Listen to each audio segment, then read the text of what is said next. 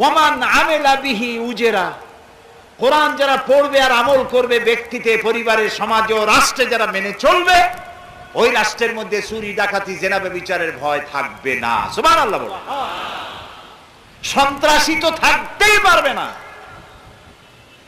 কোরআনের আইন নাজিল হলে।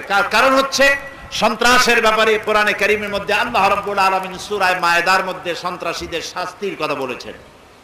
সন্ত্রাসীদেরকে ধরো, এদের হাত কাটো, পাও কাটো, পায়ের উল্টা হাত, হাতের উল্টা পাও, দেশ থেকে বহিষ্কার করো অথবা প্রাণদণ্ড দাও, হত্যা করো।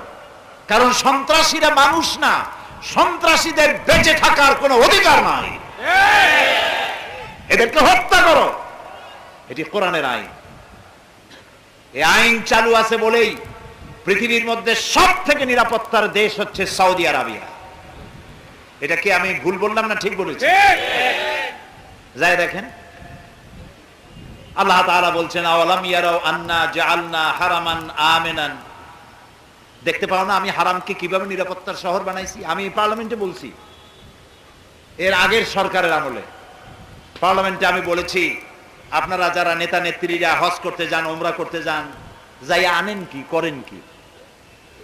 তাওয়াফ করে বাংলাদেশে ফেরার সময় আতর আর পাথর, সুরমার খুরমা এগুলোর সাথে করে নিয়ে আসেন। আপনারা কি দেখতে পান না যে আল্লাহ তাআলা কিভাবে নিরাপত্তার শহর এটারে বানাইছে? মক্কার মদিনা। যারা আমাদেরকে সন্ত্রাসী বলে তারা সন্ত্রাসের দাদা। এই পৃথিবী থেকে সন্ত্রাস উৎখাতের জন্য সর্বপ্রথম আমার জাতির পিতা, কে আমার জাতির পিতা? ইব্রাহিম আলাইহিস সালাম।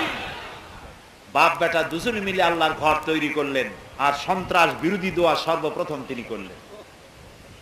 হযরত ইব্রাহিম আলাইহিস সালাম পিতা পুত্র দুইজনে মিলে আল্লাহর ঘর নির্মাণ করে সর্বপ্রথম দুইজনে আল্লাহর দরবারে হাত তুলে বললেন, রব্বি জাল হাদাল বালাদা আমিনান, হে আল্লাহ রব্বুল আলামিন, কে নিরাপত্তার শহর বানায়া দাও।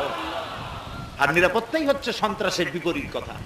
সন্ত্রাসের বিপরীত নিরাপত্তা, নিরাপত্তার বিপরীত সন্ত্রাস। এটাকে নিরাপত্তাপূর্ণ শহর বানাও।